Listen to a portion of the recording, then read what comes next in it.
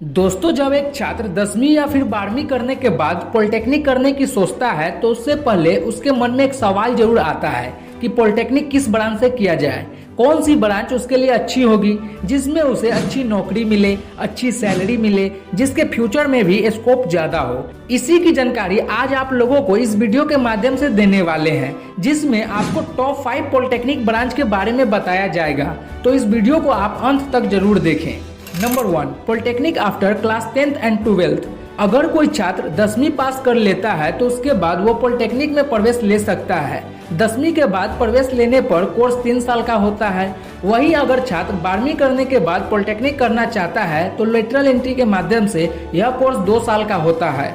Number 2, best branch इन polytechnic. Polytechnic में बहुत ही branch है, जैसे इसका नाम से ही पता चल रहा है, पॉलिटेक्निक यानी कि बहुत तकनीक। हर क्षेत्र में जो आप लोगों को डिप्लोमा सर्टिफिकेट लेने के लिए कोर्स करना पड़ता है वही पॉलिटेक्निक कहलाता है। लेकिन इसमें कुछ ब्रांच ऐसे होते हैं जिसमें ज़्यादा स्कोप है, उसी के तरफ ज़्यादा स्टूडेंट आकर्षित होते हैं और उसी में अपना पॉलिटेक्निक कैरियर को शुरू करना चाहते हैं। दोस्तों, कुछ चीज़ों को ध्यान में रखकर यह लिस्ट तैयार की गई है, जैसे ब्रांच का स्कोप कितना है, किसमें ज़्यादा वैकेंसी निकलती है, सैलरी किसमें ज़्यादा मिलती है। इस तरह जिसमें आप लोगों का इंटरेस्ट है उसी से आप डिप्लोमा कर सकते हैं। यानी कि वैकेंसी, सैलरी, इन सभी चीज़ों को ध्यान में रखते हुए यह लिस्ट आप लोगों के लिए तैयार की गई है। Number 1, computer science and IT related branch. दोस्तों, अगर आप कंप्यूटर साइंस या फिर इंफॉर्मेशन टेक्नोलॉजी जैसे ब्रांच से डिप्लोमा कंप्लीट करते हैं तो यह आप लोगों के लिए एक अच्छा जॉब और एक अच्छा फ्यूचर लेकर आता है। कंप्यूटर साइंस या फिर IT का फ्यूचर में बहुत ही ज़्यादा स्कोप है, क्योंकि आप सभी लोगों को पता है कि सारी चीज़ें अब ऑनलाइन होते जा रही है, सारी चीज़ें अब इंटरनेट के माध्यम से चल रही है। इसलिए कंप्यूटर साइंस और IT रिलेटेड ब्रांच में इस समय भी टॉप पर चल रही है और आगे फ्यूचर में भी इसकी डिमांड बहुत ही ज़्यादा होने वाली है। डिमांड ज़्यादा होने की वजह से इसमें ज़्यादा वैकेंसी निकलेगी, यानी कि ज़्यादा छात्रों को जॉब मिलेगी। यह आप लोगों के लिए एक अच्छा ब्रांच हो सकता है अगर आप लोगों का इंटरेस्ट कंप्यूटर साइंस और IT रिलेटेड से है तो। Number 2, mechanical engineering.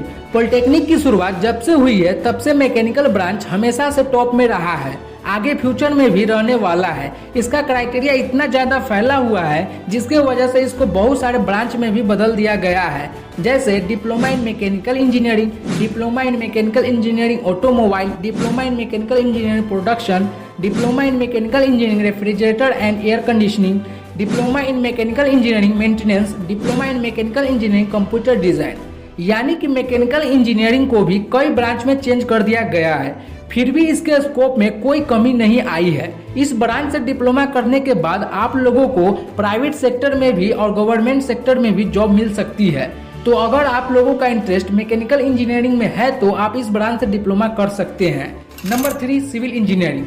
Mechanical engineering के साथ साथ सिविल इंजीनियरिंग भी एक महत्वपूर्ण भूमिका निभाता है छात्रों का उज्जवल भविष्य बनाने में। जब एक छात्र सिविल इंजीनियरिंग में डिप्लोमा करता है तो उसकी यह ख्वाहिश रहती है कि उसे एक गवर्नमेंट सेक्टर में जॉब मिले। ज्यादातर छात्रों को गवर्नमेंट सेक्टर में जॉब मिलती है आफ्टर सिविल इंजीनियरिंग से। डिप्लोमा करने के बाद सिविल इंजीनियरिंग का क्रेज बहुत ही ज्यादा है, स्कोप भी इसके बहुत ही ज्यादा है, फ्यूचर में भी इसके बहुत ही ज्यादा स्कोप है। मगर आपका इंटरेस्ट सिविल इंजीनियरिंग में है तो आप सिविल इंजीनियरिंग से डिप्लोमा कर सकते हैं। इसमें भी गवर्नमेंट जॉब ज्यादा है, साथ में ही प्राइवेट सेक्टर में भी जॉब ज्यादा है। तो सिविल इंजीनियरिंग भी एक बेस्ट ऑप्शन हो सकता है अगर आप लोग पॉलिटेक्निक करना चाहते हैं तो।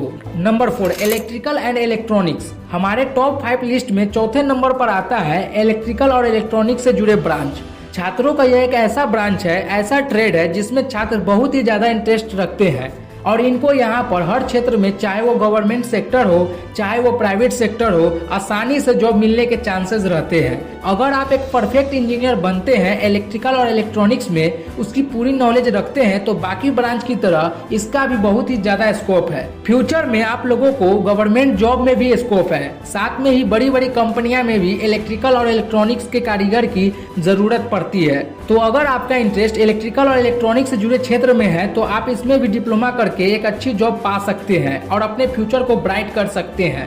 Number 5, fashion design and textile design art. दोस्तों, टॉप 5 लिस्ट में 5वें नंबर पर आता है फैशन डिजाइन से जुड़े ब्रांच। अगर आपका इंटरेस्ट डिजाइन से संबंधित है तो आप लोगों के लिए यह एक बेस्ट ऑप्शन हो सकता है कि आप फैशन डिजाइन जैसे ब्रांच से डिप्लोमा करें। ताकि आगे चलकर आपको एक अच्छी जॉब मिल सके। फैशन डिजाइन, टेक्सटाइल डिजाइन की बहुत ही डिमांड है प्रेजेंट टाइम में भी, और इसके डिमांड फ्यूचर में भी बढ़ने वाला है। अगर आप फ्यूचर में एक अच्छी जॉब पाना चाहते हैं, यह ब्रांच आपके लिए बहुत ही परफेक्ट साबित हो सकता है। अगर आपका इंटरेस्ट इसमें है तो आप इन ब्रांचों से डिप्लोमा कर सकते हैं। आशा करता हूं कि आपको इस वीडियो में पॉलिटेक्निक से जुड़ी जानकारी समझ में आई होगी। दोस्तों, पॉलिटेक्निक से जुड़ी किसी भी तरह की समस्या हो तो आप हमें कमेंट जरूर करें। धन्यवाद दोस्तों।